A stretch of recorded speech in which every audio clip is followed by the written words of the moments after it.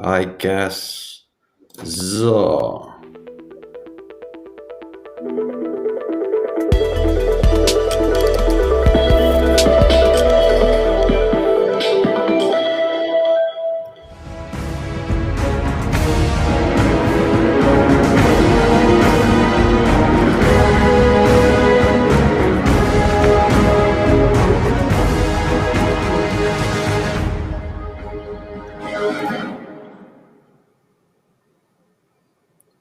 So, hello everyone.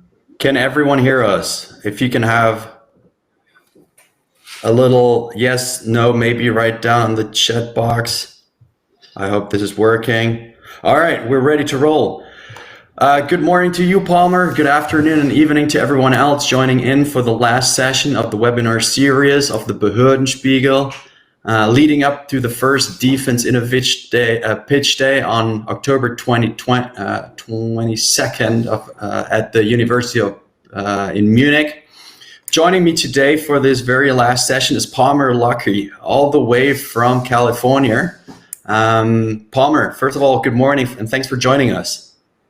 Of course, thank you for letting me go last. It let me sleep a little longer. Well, we wouldn't want to have you here at 7 o'clock in the morning, so I thought 8 o'clock is more than appropriate here. So, Palmer, let me start with you, give you a little intro for the audience. So everyone who's watching, who's this guy on that you see there? So Palmer Lucky, he's an American inventor, innovator, and entrepreneur. He is the founder of the defense technology company Anduril Industry, designer of the Oculus Rift, a virtual reality head-mounted display, and the founder of Oculus VR, which was acquired by Facebook in 2014 for $2.3 billion.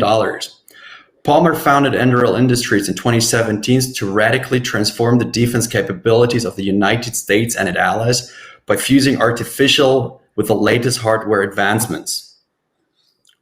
Starting with this, Palmer, first of all, thanks again. And Anduril Industries, what is it exactly what you guys are doing? And you go from here. Sure. I'm trying to build a defense product company, not a defense contractor, which we can talk about the difference later, that will save taxpayers hundreds of billions of dollars a year, make tens of billions of dollars a year, and change the way that the United States Department of Defense does procurement of new technology.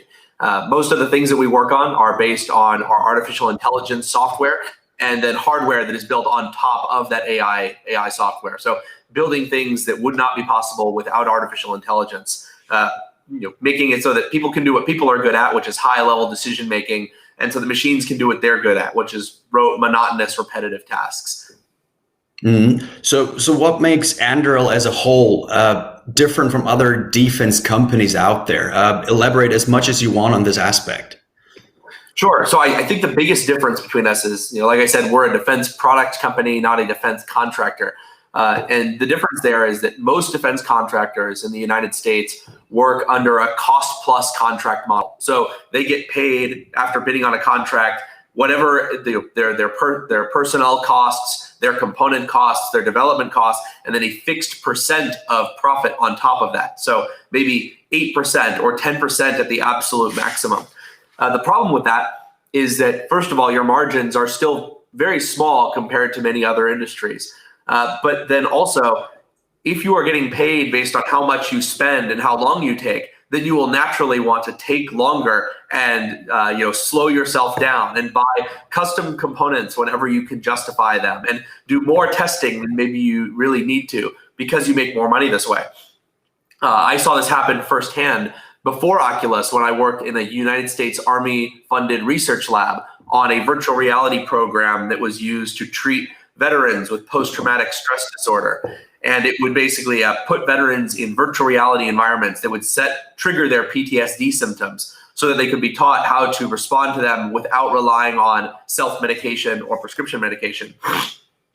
And one of the things that I saw was that we had great technology and great people, but the structure of the procurement system made it so that we naturally tried to take longer than we needed to. We tried to stretch things out to get funding. We tried to use the most expensive parts because we made more money when we did that, because you have a bigger percentage of profit on top. And so that's a really bad way to run a company. So the difference with us is that we do not do cost plus contracts. We use our own money to decide what to build, how to build it, when it is done, and then we sell it to the United States government and to allied military forces around the world. And this is the way that most companies work. Most companies use their own money to decide what to build, and then they sell it to the customer. Very few companies get paid by the customer before they ever build anything. Imagine if everyone who bought an iPhone had to buy the iPhone 10 years before they were going to get it. And imagine if the slower Apple was in delivering it, the more money Apple would make. That's kind of what the United States defense industry is like. And so we're trying to do things this way for a few reasons. One, because I think that it makes our company motivated to move quickly and always build the best thing as quickly as possible, because otherwise we won't make any money. But also, I want to prove that this model works so that the United States government will start to do more procurement in this way. I would like them to do less cost plus contracting and more relying on companies to invest in technology themselves and get private investment. Quite a visionary take on the most secretive of all industries out there. Let's go a step back, and behind every company, behind every endeavor lies some sort of vision. I know that you were asked that a million times. How did you get to the idea of, hey, yes, you had a change, you saw it with PTSD that was being treated, but then what was the moment when you realized, hey, there's a business case in this, there's something that we've done? I heard something about a get together with a few friends. Perhaps you can enlighten us. Sure. So, it was over the course of several years that I decided I wanted to work in the defense industry. I had worked in this lab and seen how the system was broken in a lot of ways, and how it took far too long to develop new technology and get it into the United States military. When my company Oculus was acquired by Facebook, I made a lot of money. And so I started looking for companies that I could invest that money into that were in the defense space for two reasons. One, I realized that the United States major defense contractors, what we would call the defense primes, because they often hold the prime contract and then subcontract out. The defense primes often did not have all of the technology or the tools or the talent to lead in spaces like artificial intelligence, sensor fusion, and mesh networking. And then the people who were very good at these technologies were in companies like Facebook and Apple, and they were not in Google. And for the first time in U.S. history, the most innovative technology companies in our country were refusing to do work with the Department of Defense. And I was disheartened by this. I thought that there needed to be more strong U.S. defense startups, not just not just the big primes, but new companies trying new things. Even if they fail, even companies that fail are still usually, it's good for them to have existed, because if you have 100 failures, maybe you have 10 successes that change the industry. So I started looking for companies to invest in. And unfortunately, I was not able to find really anything that was what I was looking for. I found a lot of companies that were trying to build one small thing, or a gizmo, or a gadget, or a piece of software that they wanted to just kind of license to the prime contractors, or make a few $1 million a year from the military. I found very few that were doing what I was interested in, which was, where's the next Lockheed Martin coming from? Where's the next Raytheon coming from? Or in your case, like, where's the next Rheinmetall coming from? Like, couldn't find companies that really had that big vision of saying, I'm going to change everything and we are going to beat those people. You can say it. We work with the major defense primes. I have nothing against them, but I also think it's healthy for them to have competition from the bottom with people like me. And so that was why I started the company. When I actually didn't choose to leave Oculus, Facebook fired me. And so it actually ended up being a blessing in disguise in some ways, where as soon as they fired me, I knew what I wanted to do. I decided I was going to start the company that I had been trying to find to invest in, and that became Anduril Industries. How you just mentioned the major primes that you actually also work with. How did they react at first when they realized that, oh, there's some potentially serious threat? But I can imagine that they sort of looked at you in a strange way. It's like, what can these guys do? How is the reaction from, the establishment in this sense?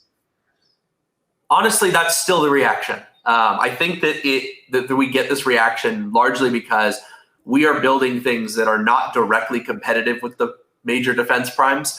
So like, I'm not trying to build manned fighter jets and submarines and aircraft carriers. And a lot of the things that we're building are things that they're not building because the government is not willing to pay people to make them. And I think that's actually the best place for a defense startup to be, is making things that the government is going to want, but does not yet know they want, or does not believe they are possible. A good example of this, when I first started the company in summer of 2017, I had a meeting with US Customs and Border Protection. And I told them what we were going to build. I said, we're going to build Lattice, this artificial intelligence sensor platform that will take data from thousands of sensors, merge it into a single real-time model of everything that's happening, all of the people, all of the vehicles, all of the drones, all of the animals, and show it to you in a single user interface that can be shown in a mobile device or a heads-up display out in the field. And it will really make, it'll basically tell you where everything is and fully solve your problem. We're going to build all of the sensor towers to do this with radar, thermal vision, visible spectrum imaging. And the response to me was kind of shocking, because I had spent 5 years in Silicon Valley with people telling me I was very smart. They said, you're just a boy. You don't understand how the real world works. You are good at video games, but you have no idea how the military works. You don't know how these sensors work. You don't know how security works. You will never be able to make the thing that you say. At the end of that meeting, I said, well, I know you don't believe in me, but if I build this, will you buy it from me? And they said, yes, of course we would buy this. This is exactly what we've always dreamed of. We have spent billions of dollars with Boeing and Raytheon and Lockheed and Northrop trying to build this exact same system. And I'm not joking. They spent $1 billion on a program called SBInet, which was $1 billion to secure 55 miles of the border using radar, thermal vision, and cameras with automated detection systems. And they actually worked on it for, I think, 7 years, shut it down after 4 weeks of operation because it didn't help them at all. It was basically non-functional. And then they said, but if you build it, we will buy it. And so we decided we were going to do exactly that. We built the system using our own money. 2 months later, we gave them a demonstration out in the Mojave Desert. 2 months after that, we had a pilot contract. 4 months after that, we had a full-scale contract. And then 24 months later, we had a federal program of record for over $200 million. The AST program, the Autonomous Surveillance Tower program, which made us the youngest company to win a federal program of record since the end of the Korean War. And I think that, I have to give them lots of credit. They said, this isn't possible. You can't build it, so we won't give you any money. But then we built it, and they did buy it. So my advice to, I guess myself, but also other defense companies, is look for the things that the government doesn't believe in. Because if they don't believe in them, then they're not paying the defense primes to do it. And if the defense primes aren't doing it, it's probably not being done anywhere. And that means that it's a great opportunity for smaller companies to come in, build it before the defense primes get billions of dollars to do it. And then by the time the government realizes they want it, you already have something. But getting back to your original question, I think right now the defense primes don't really see us as a threat because we are primarily working on things that they have not been investing nearly as heavily in. If a major defense prime does not build a great AI sensor fusion system, it's okay. They'll be fine. If we don't build it, then our company will die. Mm-hmm. So basically what you did, you're disrupting the system all the way from the bottom up. So something that hasn't been done before yet in the sector. And how far would you say that the procurement structure on the customer side to a degree adapted to your speed, or did they adapt? Because I can imagine that if we were to do this here in Germany, They say, yeah, we would buy it. And then you potentially, let's say you have some sort of a German Anduril, and we go like, all right, here's what you guys wanted. We talked about this 3 months ago, and now please buy it. And then the procurement structure wouldn't be able to actually handle it. And so would you say that through your speed, you're actually changing the way the customer works in a sense? I think the good thing is I think the customers actually understand this type of innovation and they want it, but they haven't been able to find it in most companies before. Like if you look at the way that the Air Force is trying to work on air taxi technology, and also the United States Army, it's a very similar model. They want to go and work with companies that have private investment and help them move as quickly as possible, and then buy for at least small quantities from them as quickly as they can. I think the most important thing to remember is that people often blame the bureaucracy and they blame the rules, but the reality is all of the contracting and legal mechanisms already exist for the military to buy things very quickly. I suspect, though I do not know for sure, but I suspect that's also true in Germany. The real problem is the bureaucracy and the fact that the number one, I hope I do not offend anybody too much, but the number one job of a government, in my experience, the number one job of all government bureaucrats is to not get fired. And they will always do what it takes to not get fired. And sometimes that means doing nothing. Doing nothing can be a great way to not get fired, because if you don't do anything, then how can anybody complain? How could anything bad happen? And I think also in the past, the best way to not get fired would often be to give a contract to the most reliable, largest company. And then if they fail, you say, oh, how could I have known? I thought they were so trustworthy. This is not my fault. I cannot be fired for this. And I think the good news is in the United States, that is finally changing for a few reasons. I don't know if Germany has an equivalent, but in the United States, there's a law that says that the U.S. military has to have a commercial preference. That is, they cannot do a custom development program for something that already exists and has been developed by a company. So let's say that the government, for example, cannot go and develop their own phone if there are off-the-market phones that meet their requirements. And so before they can build their own phone, they would have to meet a three-part test. First, they would have to prove that there are no phones on the market with their requirements.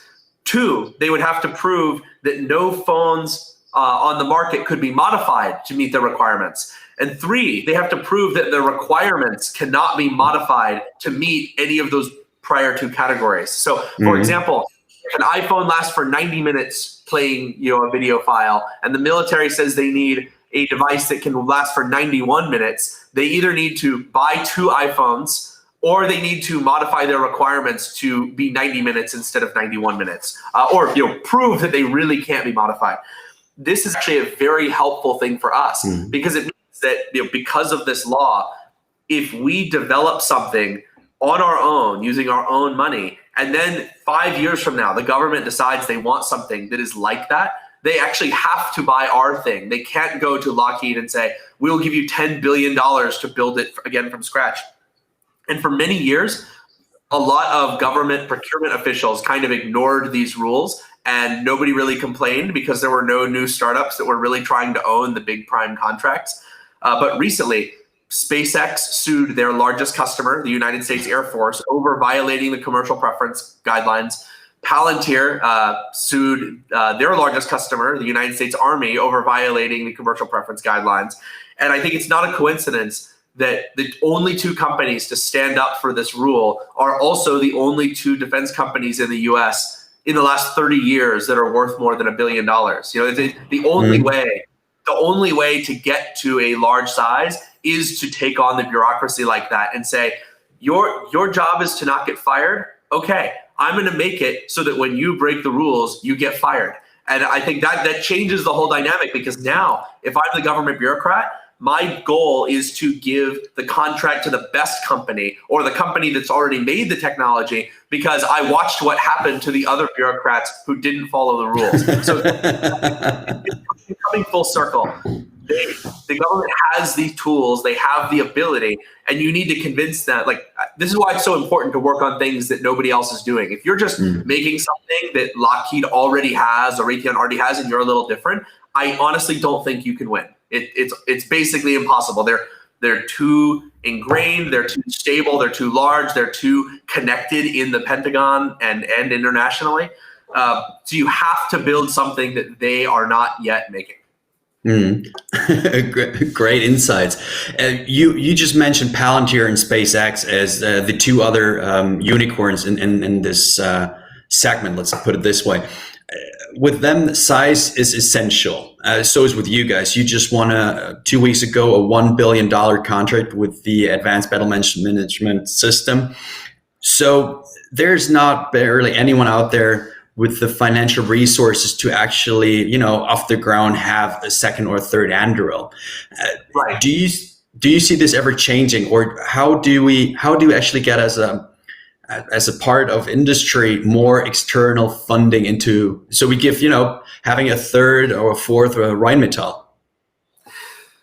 So this is one of the most disappointing things about the United States defense industry. If you look at the last 30 years in the United States, in every industry, so automotive, biotechnology, financial technology, social media, gaming, even like casual dining, like restaurants, there are over a dozen unicorns in every industry in the last 30 years. And then you look at defense, and there are only two, Palantir and SpaceX. Oh, and us now. So we are the first. I always, when I was starting the company, I would always pitch that there are only two unicorns, and so I'm still used to saying it. We only recently we raised our last round at a valuation of 1.9 billion, but that was only a few months ago, so I'm still getting used to it. So there's only three unicorns, and all three of those unicorns, Palantir, SpaceX, and Anduril, were all founded by people who had just sold their previous company for billions of dollars.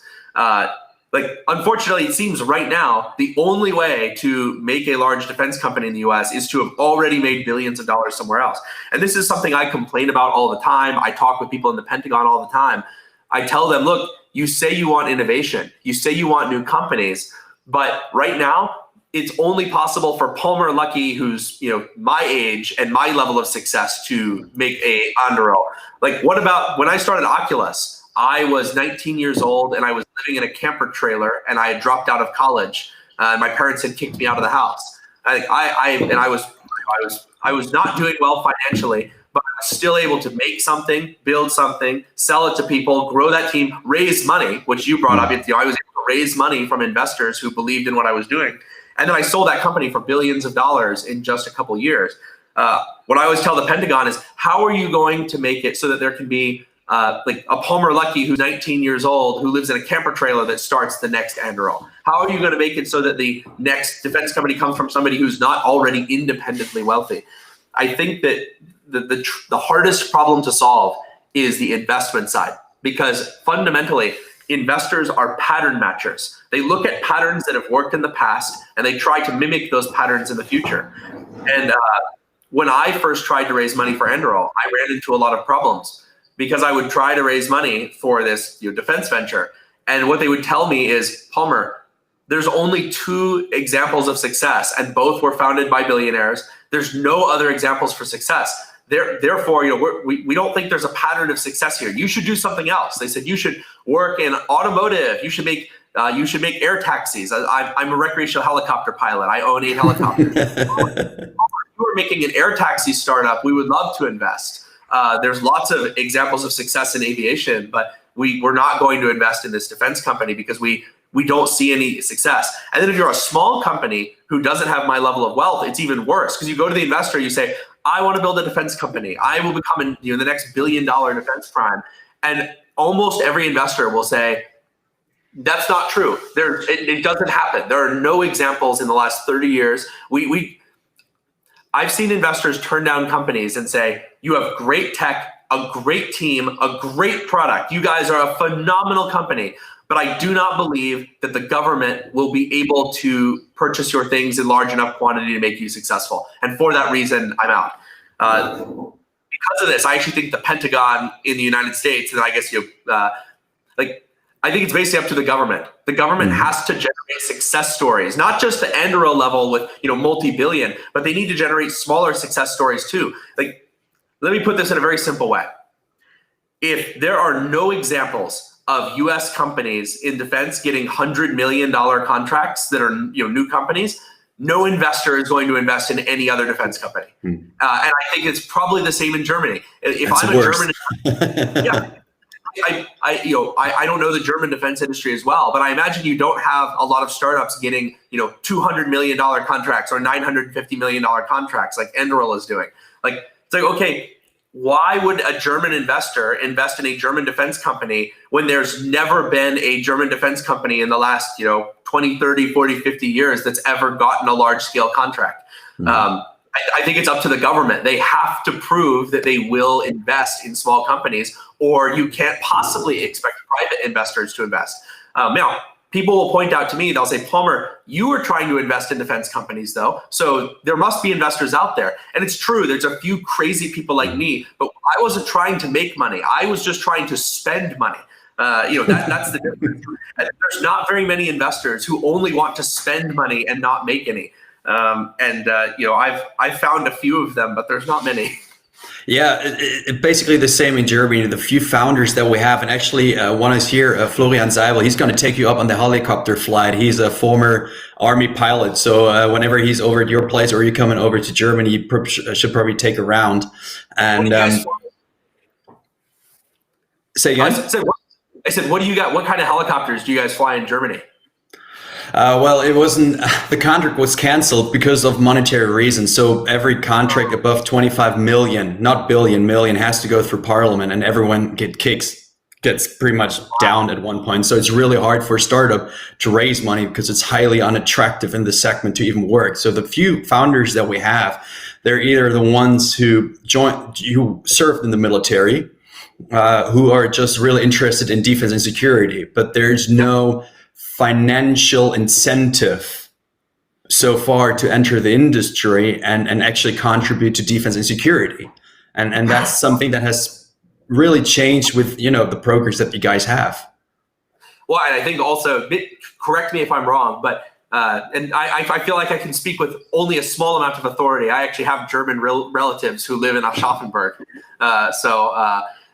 But in my experience, it seems like Germany does not have the kind of strong pro-military, pro-patriotism streak that kind of runs through all of the media and all of the people and all the politicians in the United States. And so, in the United States, I think it's a little easier to find crazy investors who maybe they don't believe you'll actually make money, but they're like, I will invest in you because I believe in America and I believe in the military and I just want to help you. But it seems like that's a lot more rare in Germany.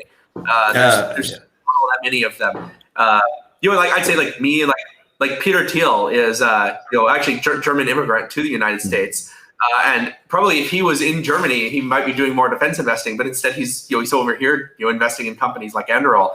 So Founders Fund, which is Peter Thiel's fund, was that was the first institutional investor in Oculus. So they believed in us when nobody else believed in us. They were the first people to write a check and bet that my company would become a successful virtual reality company.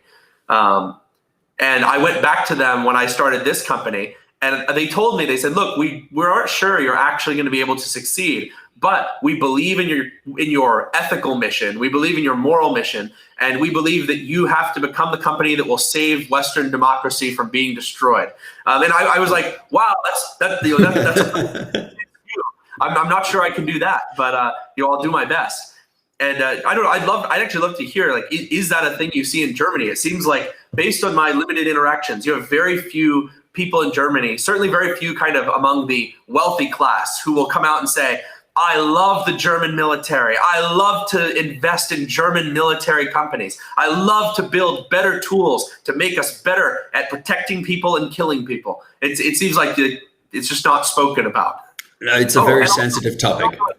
And then at your tech conferences, like here in the U.S., I'm pretty controversial. I would say technology for the military is still controversial in the U.S., but like I can give a keynote at Web Summit, no problem. I can go to TechCrunch Disrupt. I can give a talk. I can go to big tech conferences, and they're interested in this topic. It seems like in Germany, that's not really likely. You're unlikely to have a small defense company be invited as the keynote speaker at a startup conference for other people to see and potentially to raise money from that. It's a tough situation you guys are in. Absolutely. Point first, when you guys are coming over, bring Peter along. We'll give you a little roadshow, what we have in Germany to offer from university startup that we have. So you're invited anytime to come over. I used to come to Germany once a year when I was at Oculus because of Gamescom in Cologne. So I would be out there every single August for 6 years in a row. So I'm hoping to get back. And coronavirus has made it a little tricky. But sorry, No, it's fine. It made it tricky. Nevertheless, get over here. We show you the little ecosystem that we're establishing. Bring everyone along. We're going to have a blast. Secondly, you mentioned the issue, obviously, with German and defense and military. It's a highly sensitive topic. Usually, controversy. I think like our media, they'll write things like Palmer Luckey is the most controversial man in tech, and he's building killer drones. And like, we love that, but the German media is usually more measured, and they don't like to write things like that. And because of that, they ignore defense companies. They just ignore them instead of, making a big story out of them. It's true. So the startups that we have, most of them don't go with, we are a defense company. They started as with Oculus in different sectors and saw a chance to contribute to defense and security. But those are the few that says, hey, I have a relationship to defense. I want to contribute. And the guys there, it's really tough for them to find acceptance, raise, and usually they work as a, tier 4, tier 5 supplier to some big prime. When it comes to AI, autonomous systems, it's rarely that even the German armed forces say, hey, there's a startup and they have a technology, they can work as a prime. Until this happens, I don't know if I will live through that long. I hope so, as we're working towards it, let's put it this way. Yeah, but being like you said, like a third, fourth tier supplier to the primes is not a good way to build a company that is investable, because it's like the revenue is non-recurring. You don't own the customer, you don't own the technical path, you don't own the contracting path, and you're basically beholden to someone else on every step of the way.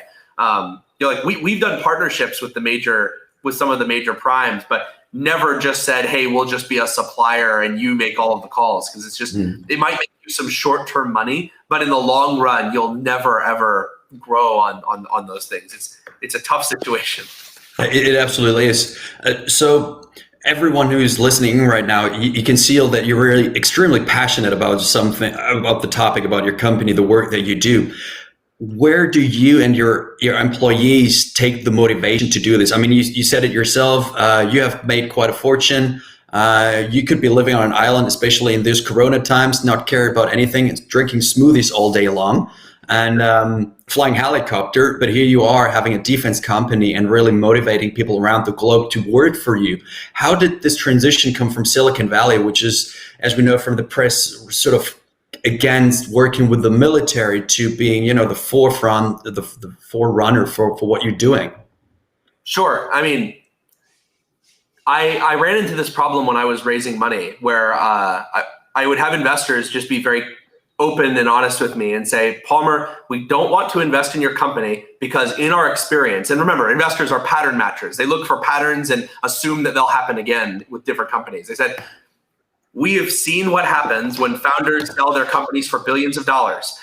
Sometimes they try to start another company, and usually they get distracted by vacations, philanthropy, religion, meditation, or angel investing. And he said that's always what happens. And so I actually had a hard time raising money because they believed that I just wasn't ready to go and really work hard at another new company, because they've seen over and over that founders, once they make the money, they kind of drift away from working hard.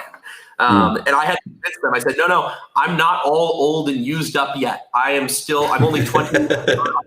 I'm 27 now. No, I'm 28 now as of a few weeks ago. But I was only, I was only 25 when I started the company. So I'm like, no, I'm only 25. I've still got a long time, a lot of work left in me.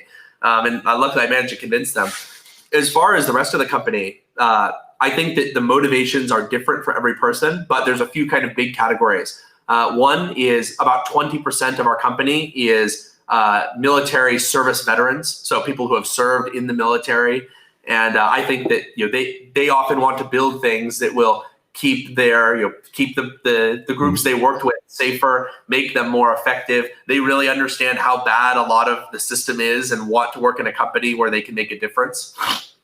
Also, we have people who are from the major defense primes who come to work here because they want to work faster. So they join the defense prime because they want to work on tools that will help, kind of stabilize the Western world and protect, human rights around the world, and do that in a way that other people aren't doing.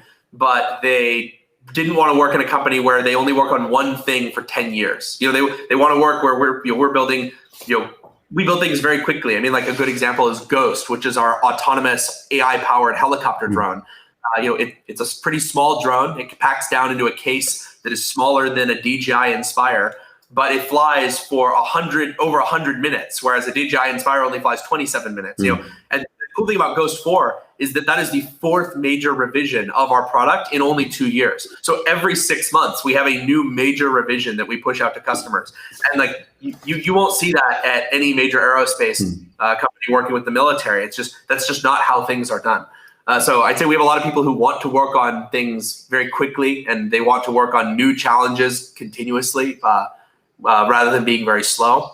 As far as why I'm doing this, I'll be totally honest. I would actually rather be working from a personal perspective on virtual reality. I still love virtual reality technology. I think it would be a lot more fun than working on military technology. And I know because I worked on it for almost 10 years as a hobby and then as a job. But I felt like that would be grossly irresponsible for someone like me, where I looked out at this problem. I said, okay, the defense primes can't build the technology that is important for the future of warfare. There are things they just don't have the people to build. And then technology companies like Google and Apple are refusing to work with the United States Department of Defense. When I was at Facebook, we were not, Oculus was not allowed to work with the US Department of Defense. We were banned from working on it. Google, when they bought Boston Dynamics, the robotics company, killed all of their defense contracts instantly. I have friends at several augmented reality startups that were purchased by Apple. As soon as they were purchased, all of their defense work was canceled and they were prohibited from doing any further work with the military. And so I saw this happening and it made me terrified, because Russia does not have these problems. China does not have these problems. They have their best people working on military technology. And in fact, in China, the law says that if you have technology the military wants, you cannot prevent them from taking it. They by law are able to come and take anything that they want from any company and use it for military purposes. And so if I thought that the United States and our allies were in a really great position and we could just kind of do nothing and we'd be okay, I wouldn't be working in defense. I'm working in defense because I'm very concerned that the future conflicts are going to be won by asymmetrical technologies that the United States is not currently the leader in, and that Russia, China, Iran, or even some other actor we haven't predicted yet could, with a relatively small investment, build something on top of autonomy and artificial intelligence. People talk about AI like it's like the software itself is the thing that's dangerous. It's not the software that's dangerous. It's the hardware tools that can be built on top of the software. I mean, if look at the Terminator movies, Skynet was only dangerous because it had access to a lot of weapon systems. Yeah. The difference between me and I think a lot of these movie writers is that I'm not afraid of what AI will do. I'm not afraid of AI attacking humanity. I'm much more afraid, maybe I'm a tiny bit afraid, only a tiny bit, but I'm much more afraid of what evil people will do using artificial intelligence. I think people are far more evil than artificial intelligence has proven itself to be or will prove itself ever to be. And so I'm just very concerned, honestly, that we're going to see artificial intelligence used to build very, very dangerous weapons by very dangerous people who are evil. This is controversial in the U.S. I say, well, they're not evil. They're just different from us. There's this concept of cultural relativism where every culture must be the same. We must all be equal, but only different. Nobody's better or worse. And I've rejected that. I said, no, there are countries that are worse than us. They have worse values. They are led by evil people. And we don't even know what kind of new evil people are going to spring up in the future. That's why I'm working on defense. And I don't want to say that I hope that it gets proven true. Like I actually would. It'd be great if 50 years from now we have no major conflicts and I kind of wasted my career just deterring conflict. But that would be an okay outcome too. If we can build good enough technology that nobody wants to upset the world order and throw us into a third world war, that's probably a pretty successful outcome for me and for you and for all of the defense startups that are out there. We'd probably all be okay with that. And you would have more time flying around in a helicopter, drinking smoothies on an island. So that's not too bad. But talking about threats, you just mentioned the nations, Russia, China. I'll put it out there for everyone who's really scared on them. And you said in an interview, which really interested me, you trust the customer with the problem, but you don't trust them with the solution. And could you elaborate on that? Because usually, the way it works over here, the customer, he knows all the big buzzwords. But sometimes I have the feeling that he needs to be educated on things. And with this quote, how do you tackle this? So this is something that goes way back for me. When I was working at that Army-funded research lab, we were using a head-mounted display that was very expensive, very old, maybe 10 years old. So virtual reality headset with a built-in motion tracker. This headset had a lot of problems. It was low resolution. It was low field of view. It was very expensive. It had a built-in motion tracker that had device drivers that only worked on Windows XP 32-bit. So because of this, you could only run it on Windows XP 32-bit, which could only address a maximum of 4 gigabytes of memory, including video memory, which was a huge problem for us running these high-end simulations. And on top of that, Windows XP was going to be discontinued, the 32-bit version, and there was going to be no security support or security updates. And so this is also a big security problem. So me and a few other people in this lab tried to switch to a newer head-mounted display. And on the government side, they said, no, we have the requirements. We know what we need. We need a head-mounted display with a resolution of 800 by 600 per eye, 42 degrees diagonal field of view, and a built-in motion tracker that is this size and weight. And we said, but we can get a new head-mounted display that's higher resolution, wider field of view, better driver support, and cheaper. And it's so good that we could even simulate the old head-mounted display on this new head-mounted display, if that's really the quality that you want. And they said, no, that is not your job to decide. Your job as the engineer is only to do what the requirements say. You don't get to waste taxpayer dollars trying to change what we've already decided is the solution. And that stuck with me. That was just one example. I had many experiences like this. But that one experience stuck with me for so long because it was such a bad decision. It was bad for everybody. And when I started this company, I said, we are going to do it different. We are not going to say, hey, let the customer tell us. The customer knows what their problem is. They're the ones that are over there, in combat, actually working on the problem. The problem is you have the customer using the thing, and then they filter their requirements, what they say, back up to government bureaucrats who then write the requirements documents. And then they hand these out to contractors and say, this is what we think you should build. But here's the way I look at it. That person in government, he's not the real customer. The real customer is the person who's on the front lines. He's the person who's actually using it. So what I do is I say, always trust that the customer understands their problem. And when I say the customer, I mean the guy on the front, the guy who's using your product. Never trust that they know what the solution is, because you shouldn't be waiting for them to tell you what's possible and how to do it and what the requirements are, because they usually don't know what the best technology is. They don't know how it actually works. They are trying to hit buzzwords like AI, 5G, cloud, mobile, virtual, augmented. They want to hit all the buzzwords, even when it doesn't make any sense to do so. And I've had government come to me before and say, Palmer, we want you to build this particular thing using an augmented reality heads-up display. And I've had to tell them, no, a phone is a much better tool for what you want to do. They're like, but the AR would be so much better. I'm like, no, I'm an AR expert. It's definitely worse. I love AR, and I still think it's not always the right solution. And same thing for VR. They'd say, oh, we want to do VR for this. I said, nope, a laptop is better. You should just use a laptop. And so I basically say, always trust that the customer, the real customer, the user understands what their problem is. So listen to them. Say, have them explain what their problem is, and then use your own engineering abilities and problem-solving abilities to come up with a solution. Now, maybe your solution is different than what the bureaucrats think is the right solution.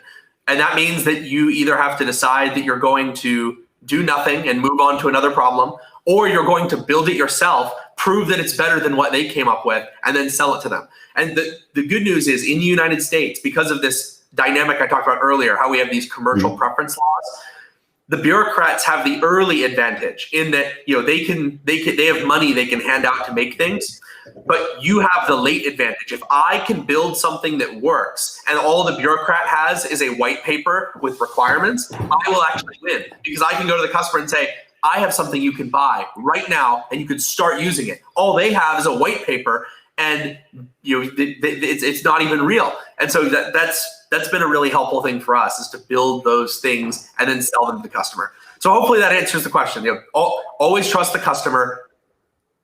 Always trust that the customer understands what their problem is. Never listen to what they think the solution is. You need to figure that out. That's your job. Perfect. We already got the first question. So everyone out there, it's open up to questions. So we got the first question here, and it goes, what's your view on Auterion, bringing Pixar's open architecture to US DoD?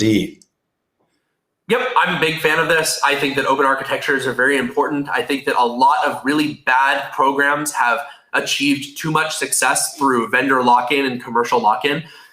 We've had customers where, we've had government users where they've come to us with old legacy aircraft systems and said, please, we want you to integrate your AI technology into our aircraft. And we're like, okay, we're happy to do it, but there's no API. There's no access to any of the sensors. There's no access to anything. And then they go to the company that makes the aircraft and try to get it. And sometimes the company that makes the aircraft will say, okay, we'll do it, but it will cost $250,000 per aircraft for us to add the interface layer. Sometimes that's more than the aircraft cost in the first place. And so this is like, whereas we build all of our aircraft from the start to be open. Like we use Pixhawk as well, the US manufactured version of it. Our Ghost airframe is totally modular. It has a payload rail on the top of it with 5 payload bays where you can put basically anyone can develop a module that goes on. So it has power and high-speed data right there on rail. So you can plug in like a jamming module or a LiDAR tracking module or a new type of mesh radio that links it to some type of other aircraft. And we've made that totally open. We let other people interface with it because, in my opinion, all of these systems should be open for anybody to interface with. Any company that is building a proprietary interface that does not allow for integration with other systems should be shut out of the market, because the future of warfare isn't going to be about dozens of siloed systems working on their own. It's going to be about fusing them together so that you can always have the best asset paired to the appropriate target. And you can only do that with open architecture. I don't know how things are in Germany, but I know in the United States, the DoD, like the United States Department of Defense, is very, very, they're pushing very hard on this issue. And I'm glad that I get to be on the side where I am going with the flow on this one particular topic. I fight them on so many things, but this is one where I'm going along with them. Yeah, so over here we have a lot of siloed system. There's a movement taking us to open system, open standards, which is let's put it encouraging. But until we have actually a strategic take on open system, that we need more of these so that everyone can plug in, no matter the size of the company and no matter what technology, and then not doing old things with new technology, but do new things with new technology. So we're doing a little bit of this with allies. So like we do a lot of work with the UK Royal Marines and the UK Royal Navy.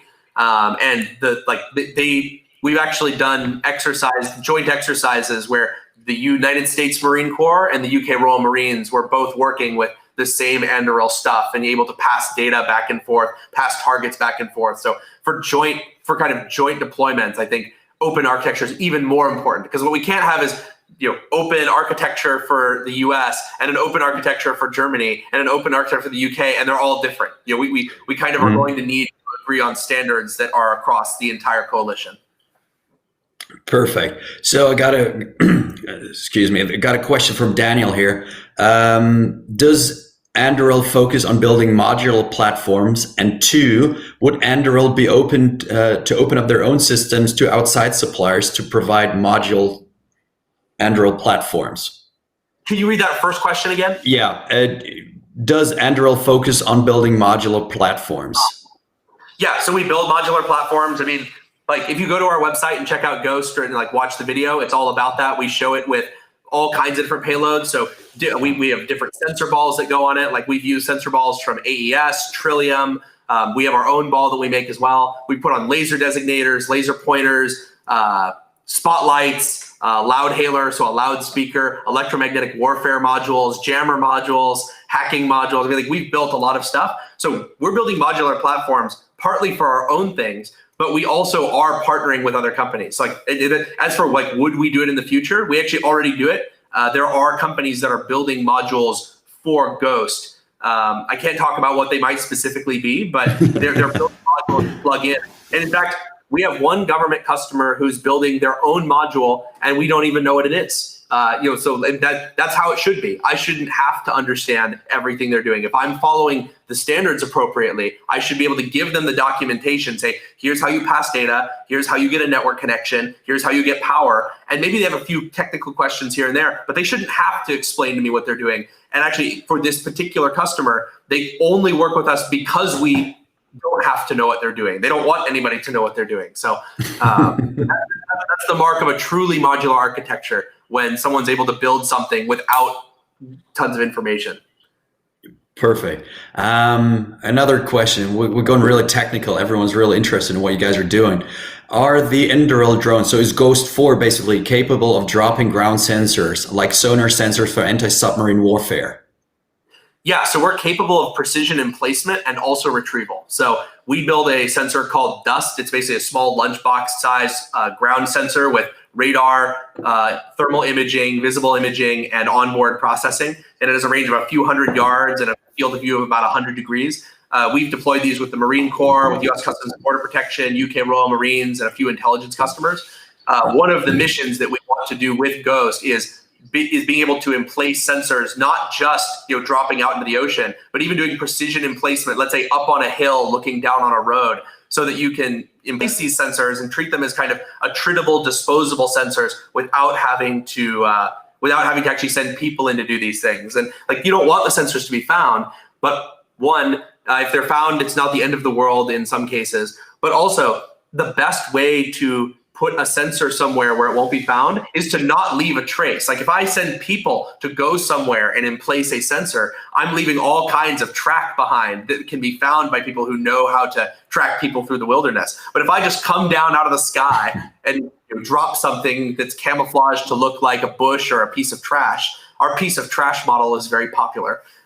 You fly away, nobody's ever going to see it or pay attention to it. So yeah, we can definitely do precision emplacement. We've this actually gets into the other question I see in the chat, which is what is the max takeoff weight of Ghost 4? So I have to be very careful on this. Officially, the max takeoff weight of Ghost 4 is 55 pounds. And that's important because if you are capable of taking off at a over 55-pound takeoff weight, including your airframe and your cargo, in the United States, you go into a different category of drones that is much more highly regulated. So Ghost officially can only take off at a maximum gross weight of 55 pounds. Now, in the past, with different prototype airframes, we've carried 35-pound payloads, no problem. We've dropped 35-pound payloads, no problem. We have all the flight controls that you need to drop that without the airframe immediately going out of control, which is hard to do when you have a 19-pound airframe carrying a 35-pound or a 35-pound payload. But of course, we've never done that on Ghost 4. It's not capable. But it can do a lot. This is one of those things where it's very strange. It's a purely regulatory problem, and I know what my customers are going to do. They're going to break the rules all the time, but I just have to pretend that my product is only capable of 55 pounds. And as long as I never explicitly say otherwise, I can't get in trouble. That must be the hardest part for you guys. So yeah, sensor emplacement and like dropping like sonobuoys and things are things that our customers are doing right now. Excellent. So we got in total of 3 to 4 minutes left. So. And the one last thing is, if you're interested in Ghost, like if anyone who's asking about like the modularity and max takeoff weight, you should go watch the video on our website about it because it goes over some of these things. And we actually show it doing maritime operations from the back of a naval vessel. It's not owned by the Navy. I bought it from the Navy. I collect military vehicles. So we launched off the back of my Mark V special operations craft. So, but check that out. I just Googled Mark V Specialist Operations Craft yesterday for my new webpage. So yeah, it's both the Navy's ever built. It's a really good toy. It's pretty sexy. I'm not gonna lie. So we got like a few minutes left, and basically the last question, because I know that we have some a high ranking general in among our midst. To all the people who have higher positions in government, in politics, in the military, what is your advice in tackling the challenges that we have today, and how do we make a step forward from all of this? I've been very impressed with senior military officials from most of the major, most of our major partners and in the US in terms of saying they want innovation. But what I've seen is often not quite the right metrics around encouraging innovative startups. So like one metric you'll see that we do in the United States, and I think they're actually changing this. I don't want to take full credit for it, but I'm at least going to take a little credit for it. So you had programs like AFWorks in the United States where they were making tons of investments, and they were bragging, "Oh, we wrote 1,000 checks this year. We wrote a check to 1 out of every 3 companies that pitched to us." And that's so great, and we got money so fast. Like, I'm glad. That's good. That's a great step going from not doing that to doing that. But that's not enough. You have to have some of those contracts turn into a real meaningful contract. Like getting a $50,000 check is great, but you need to have some of these companies turn into real companies getting multi-million-dollar, multi-tens of million, multi-$100 million contracts. Otherwise, investors will see it as just kind of theater that doesn't mean anything. I mean, imagine if I had an investment firm. Imagine if I was a venture capitalist and I bragged about how I invested in almost everybody who met with me. And then I asked you, how many of those were successful? How many of those companies succeeded in the end? What if my answer was 0? I said, oh, none of them succeeded. To me, that seems like a very important metric you should be tracking. How often do these early checks turn into real companies and real contracts? And so I've seen in the US, they're starting to track this now. It's basically the conversion rate. How many of these pilots convert into real contracts? I think that for your senior military officials, it's kind of the same thing. And look, I've talked to senior military officials who say, well, it's so tough, it's so hard. Investors should invest in defense anyway. Don't they care about their country? Don't they care about Western values? And what I would tell them is, yes, no, I agree with you. I agree with you 100%. But you don't have to convince me. You have to convince the investment community. And the investment community is only swayed so far by arguments like this. At the end of the day, their job is to make money. And they promise that their investors that they're going to make money. And so if you can't convince them that any of the companies are going to make money, then they aren't going to invest. And I think the reason this is important is because this often sounds like, oh, the military needs to just spend more money on startups. I actually think it's the opposite. I think if the military can prove that startups are able to scale and get significant contracts, they will actually, in the long run, spend less on startups because the startups will have more money from the private sector. Like, for every dollar that the government has spent with us on research and development, our investors have spent $10. That's a great return for the U.S. taxpayer, for the DoD. And so the more that the government can convince investors to invest, the less money the government needs to invest themselves. And I think that's something that I think that's something that's very important for military officials to understand and model out and kind of understand the investor perspective. Even if you think that they're craven, evil capitalists who only care about making money, it's still important to work with them. Thank you very much. That was perfect, actually. Those were the final words by you. Thank you, everyone, for listening and tuning in. I hope to see you guys with the Defense Innovation Pitch Day on October 22nd at the University of the German Armed Forces in Munich. Andrew will be there. We'll be there in person with Paul Hollingshead, who's a good man. And Palmer, you and me, we're going to stay for another minute if you got time. For everyone else out there, thank you very much. Stay safe, stay away from the virus, and we'll hear from each other soon. Bye, everyone. Thanks, guys. We should be switching to private now.